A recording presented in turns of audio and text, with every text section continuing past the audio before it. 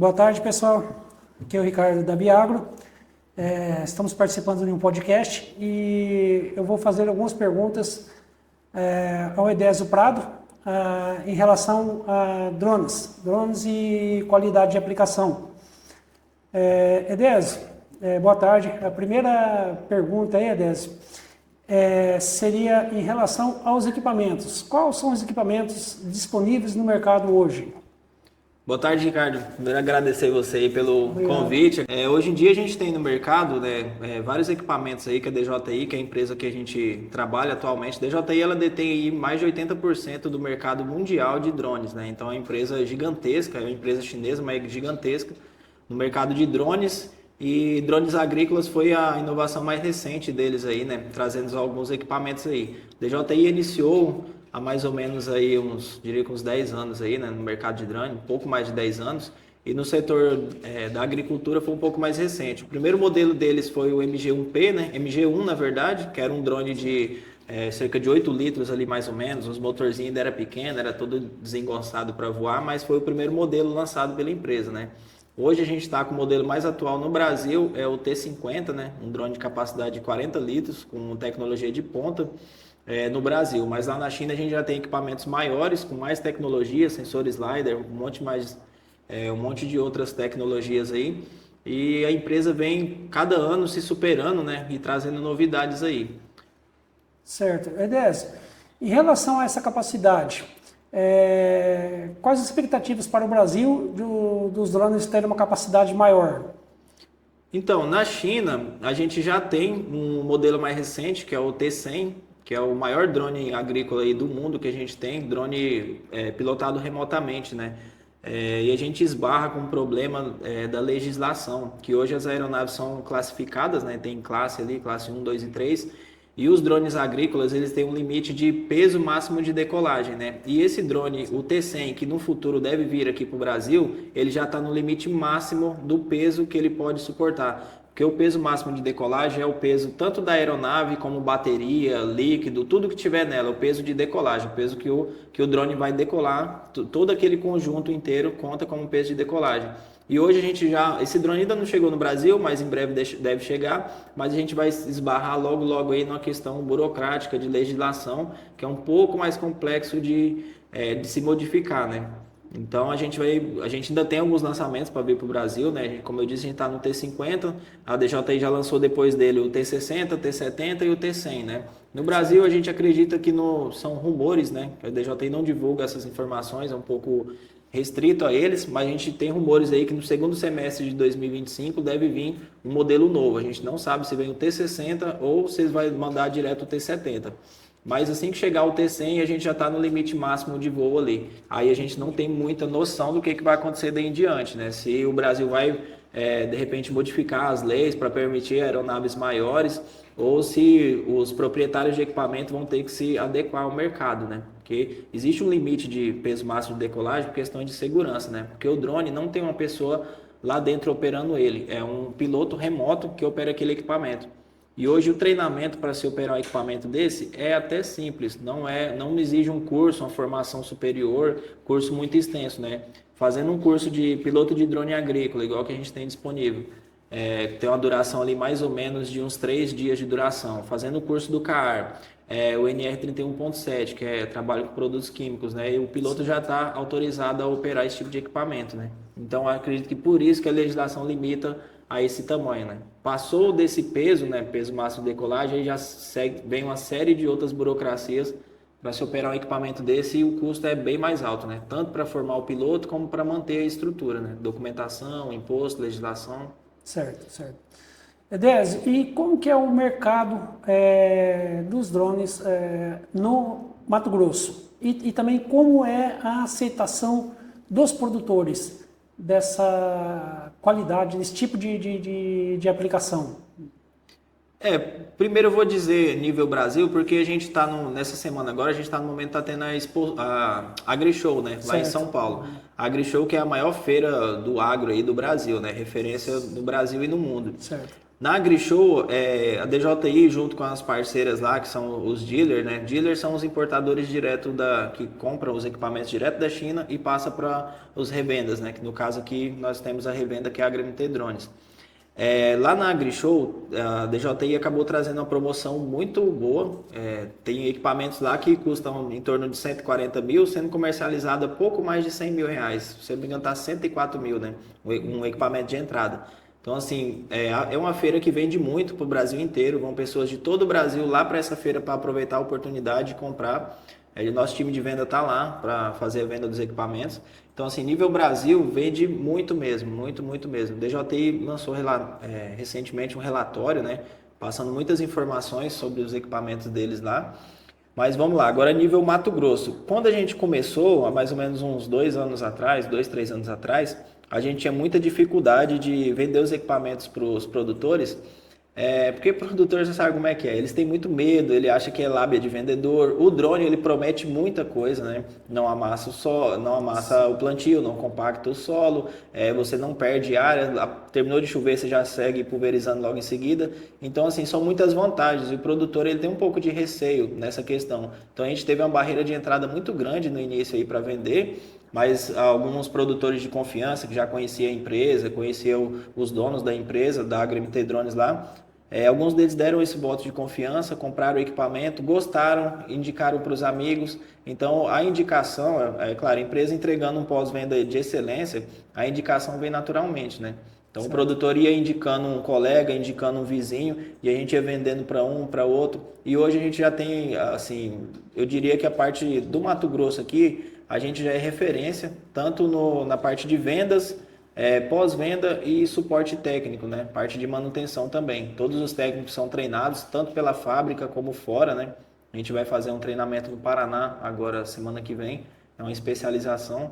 Mas no começo foi, eu acho que como todo negócio, né? No começo é bem difícil mesmo. Ainda tratando de você lidar direto com o produtor é um pouco mais complicado, porque pela quantidade de vantagens que o drone traz. É difícil você convencer uma pessoa que ele é tão bom assim como a gente hoje sabe que é, né? Certo, certo. E em relação à qualidade de aplicação e o uso de adjuvantes em drones?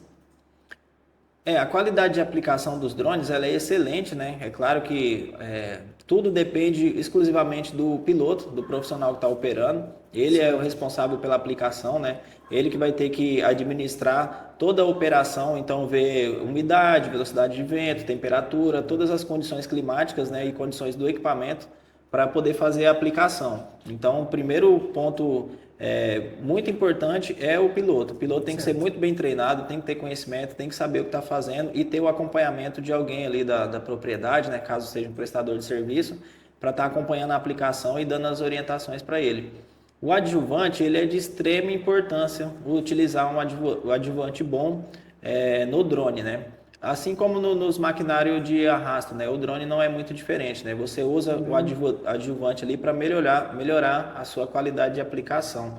Não só adjuvante, também um bom limpa-tanque, né? Precisa ter. Às vezes você está aplicando um produto, vai mudar o tipo de produto, você tem que fazer uma boa limpeza no sistema do drone para poder utilizar o outro produto, né? Certo. Então, o limpa-tanque, adjuvante, dentre outros produtos usados aí, é muito importante. E quais são os riscos operacionais do drone? O maior risco operacional do drone é a questão do acidente, né? O drone, como ele está voando, né? Diferente de um maquinário de arrasto, que quando ele acontece um acidente, quando acontece alguma falha no equipamento ali, ele simplesmente vai parar, né? Às vezes para no meio da lavoura, no meio da produção ali, o equipamento para, vai voltar para o barracão para passar pela manutenção e às vezes outro equipamento vem substituir eles. No drone, na maioria das vezes, quando acontece de dar uma falha em algum componente, é acidente, né? O drone vai cair, vai quebrar bastante, é um equipamento grande, pesado, pesado pelo produto que ele carrega, mas ele é feito de fibra de carbono, de alumínio, então é feito com materiais leves e transporta muito peso, né? Tem que ser leve porque a prioridade é transportar a cauda, né? O defensivo agrícola. E aí, quando acontece um acidente, acaba danificando muito. E esse é o maior risco. E o problema é que, quando acontecem esses acidentes, algumas vezes acaba envolvendo vítimas, né? Aí, mas isso é mais por conta de negligência ou inexperiência do time, da equipe que está operando o equipamento. Porque nos treinamentos a gente passa todas as regras de segurança e se o piloto seguir as regras de segurança, acidente pode acontecer, mas só vai ser avariado só o equipamento, né? Não vai colocar em risco o ser humano, igual a gente já viu acontecer bem próximo da gente aqui, na nossa região aqui, acidente envolvendo pilotos e o auxiliar de piloto ali também sofreu um acidente e machucar bastante. Certo. Edés, na sua visão, em questão de qualidade de aplicação, seria melhor um sistema rotativo no drone ou um sistema de bicos, de pontas hidráulicas? No início dos drones agrícolas, eles vinham com bicos, né? Pontas hidráulicas convencionais ali, exemplo do T10, T16, T30, o próprio MG1P, MG1 que eu falei que foram os primeiros, todos eles vieram com bicos hidráulicos, né? Ponta hidráulica que você mudava ali, trocava o bico quando você queria fazer a modificação da gota ou alguma alteração mais específica ali na aplicação. Hoje, a maioria dos drones, não só da DJI, como eu acredito que todas as empresas já mudaram para o disco centrífugo, né? Que é o bico rotativo. Ele é um disco onde ele tem algumas alhetas ali na ponta do disco e conforme a velocidade de rotação, o RPM desse disco, ele quebra a gota em maior ou menor tamanho. Então, quanto maior for o RPM do disco, mais fina vai ser a gota, mais ele vai quebrar a gota.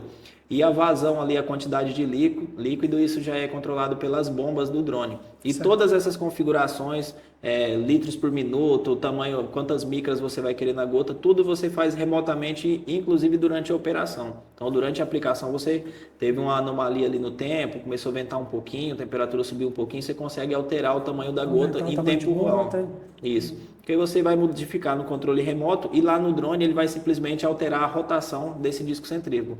Então o disco centrífugo, eu acho que ele, só se vier uma tecnologia melhor ainda que o disco, mas não deve ser substituído. O disco centrífugo eu acho que vai ficar por bastante tempo aí. Funciona muito bem ele. Em relação às vazões, litros por hectare? O drone hoje ele consegue fazer até 10 litros por hectare, né? A vazão dele. Certo.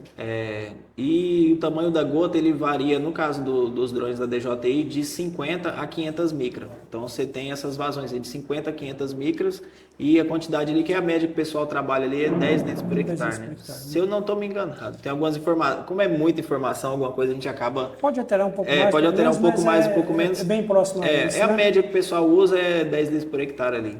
Certo, certo.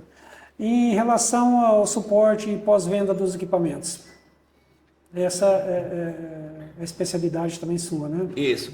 Hoje, quando você compra um equipamento oficial, né, regulamentado, feito de importação correta, né, a gente sabe que tem alguns equipamentos que são trazidos de maneira clandestina aí para o Brasil. A gente não recomenda que as pessoas façam a aquisição. Tem vários motivos para não recomendar isso. Um deles é que a DJI acaba bloqueando, né, pode acabar bloqueando aeronaves trazida clandestina, mas vamos falar de equipamentos assim como os que a gente vende, né? São equipamentos, vem com nota fiscal, vem dentro da caixa original, tudo novinho, a gente faz a ativação na hora da aeronave, coloca a conta do cliente, se o cliente não tiver conta, a gente cria uma para ele. Depois que o cliente ali, o produtor, adquiriu o drone, a gente passou todo o treinamento, a nossa entrega técnica, que é um curso de piloto, né? A gente passa todo o treinamento para ele ali. Ele conta com a garantia de 1 ano, né, da DJI, e dentro desse prazo de 1 ano, qualquer que aconteça o problema, ele deve retornar o contato para o suporte técnico da empresa que vendeu. Então ele não vai entrar em contato com a DJI, ele vai entrar em contato com a revenda, a empresa que fez a venda daquele equipamento para ele. E aí a empresa vai passar as orientações, né? Cada caso é um caso, né? Tem casos que é algum problema de bateria, às vezes pode ser um problema na aeronave, às vezes pode ser uma queda, mas todos eles dentro de garantia, a garantia vai ser cumprida. Ressalvo quando é mau uso, tá? Mau uso do equipamento, alguma negligência ali, a pessoa deixou de ler o manual de instrução, cometeu algum gafe, algum erro ali, deu algum problema no equipamento. Se for caso de mau uso, aí a gente, mesmo em caso de mau uso, a gente faz o reparo. A única diferença é que dentro da garantia, sendo identificado um problema técnico no equipamento, é sem custo nenhum. Então, nem de peça, nem de manutenção não tem custo. Se caso for algum erro do piloto, um erro operacional, ou já aconteceu da gente vender um drone para o cliente, por exemplo, e ele sair da loja com o drone e o drone cair de cima da caminhonete e quebrar. Aí isso daí a garantia já não vai conseguir cobrir, né? Mas a gente fez todos os reparos para o cliente o mais rápido possível, ele estava com o drone novamente operando. A única diferença é que esse reparo ele teve que ser remunerado, né? Certo. E tem essa agilidade também do conserto do equipamento, né? Sim, hoje a gente tem um estoque de peças muito bom, né? Então a gente tem todas as peças ali dos modelos de drone que está em comercialização, que está em processo de garantia ainda, que ainda estão em garantia. Nós temos todas as peças deles ali, desde hélice, braço, motores, bomba, tanque. A gente tem todas essas peças em estoque dentro da loja.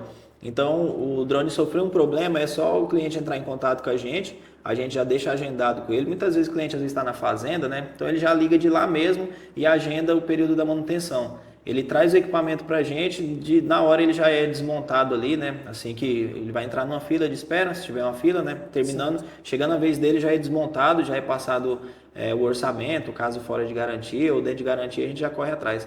Garantia às vezes demora um pouquinho mais, porque a empresa, nós aqui nós precisamos entrar em contato com o nosso fornecedor, então a gente tem uma pessoa acima da gente para autorizar esse reparo. Autorizou o reparo, a gente faz na mesma hora. Fora de garantia é um pouco mais rápido, né? Se for um drone que ali já tem mais de um ano de garantia, né, já passou do prazo, é um pouco mais rápido, que a gente só faz o orçamento, passa para o cliente, ele aprovou, a gente já conserta na hora. A gente não precisa de uma autorização da DJI nesse caso. Certo. E qual que é a visão futura dessa tecnologia? Você acredita assim que, eu já fiz a pergunta, mas há uma possibilidade de ter um drone, um exemplo de 500 litros, uma carga parecida com a carga de um avião?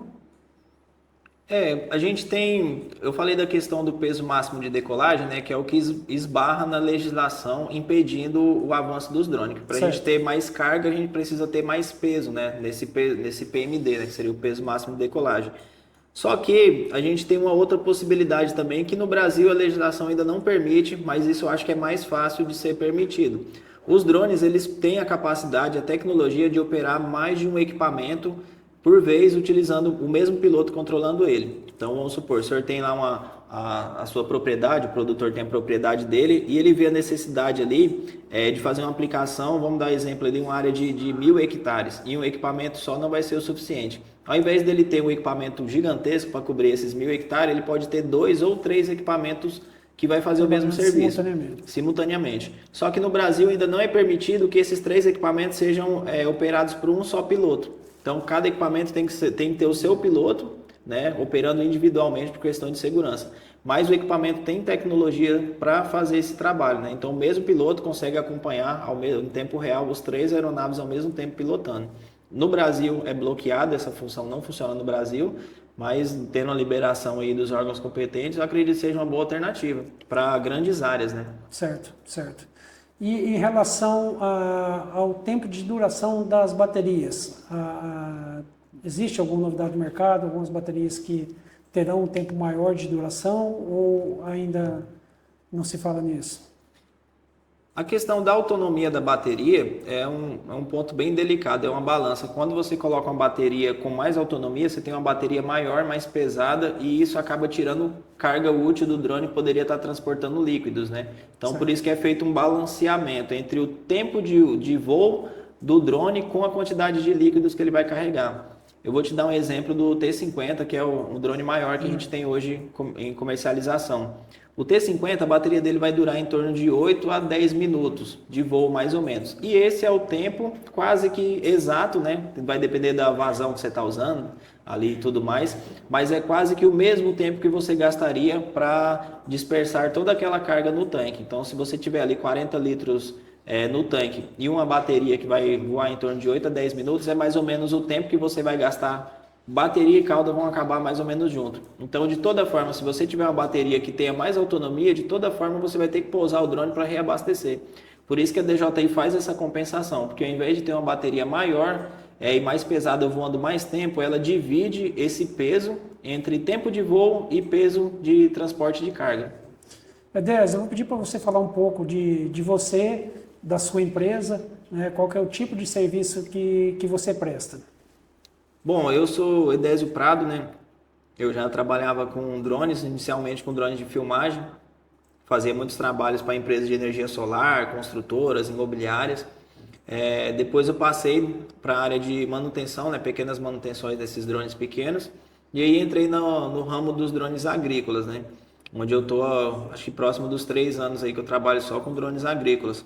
Eu fiz alguns cursos já, tanto cursos da DJI, que é a fábrica, como cursos particulares aí, que a gente queria se especializar e a gente acabou pagando esses cursos aí, a empresa deu um apoio ali, parte a gente pagou. Então eu fiz curso de piloto de drone, de manutenção de drone agrícola, a gente fez cursos de instrutor, né, para a gente poder treinar pilotos, a gente teve que fazer esse curso. A gente vai agora, domingo, a gente viaja para o Paraná, né, para Ponta Grossa, fazer uma especialização, são reparos avançados, né, reparos nas placas eletrônicas dos drones. Eu tenho uma empresa onde a gente desenvolve, né, a gente faz a prototipagem de peças para os drones agrícolas. Então, os drones têm alguns probleminhas ali, que como todo equipamento, né, tem seus pontos positivos e negativos. Então, tem algumas peças que a gente produz aqui mesmo na cidade, em impressoras 3D. A gente faz essas peças em impressora 3D e vende ela direto para o cliente final ou para a loja que quiser ter essas peças à disposição lá. Aí ele pode adquirir essa peça e sanar alguns problemas que pode vir a acontecer com o drone deles. Além disso, a gente também faz treinamentos, né? Como eu disse, sou instrutor do curso de piloto e do curso de manutenção. E a gente presta o serviço de vendas também para a HMT Drones, né? Então, como especialista no setor de drones agrícolas, sempre que tem algum cliente querendo comprar um equipamento, ele pode entrar em contato comigo. O mesmo valor que ele pagar falando comigo ou direto com a empresa, o valor não muda, é o valor da empresa. Aí eu dou toda essa assessoria para ele, né? Essa orientação inicial aí para ele entender qual equipamento que ele vai precisar. Não é só o drone, né? Ele vai precisar também de gerador de energia, misturador de cauda. Talvez ele precise de um RTK, talvez sim, talvez não. Então a gente faz toda essa parte de assessoria, definindo os equipamentos dele, a gente passa para a empresa que vai fazer a venda. Posteriormente a gente faz o treinamento. Então a gente trabalha em múltiplas áreas aí, né? Desde desenvolvimento de peça, cursos e venda de equipamentos também. Muito interessante. Pessoal, tá aí, é uma ferramenta que hoje está ficando aí indispensável, vamos falar assim, né? E muito importante o uso de drones na agricultura. Queria agradecer muito aí ao Edésio Prado, né? E obrigado a todos vocês também. Eu que agradeço. Eu trouxe um presentinho para você aqui. Olha.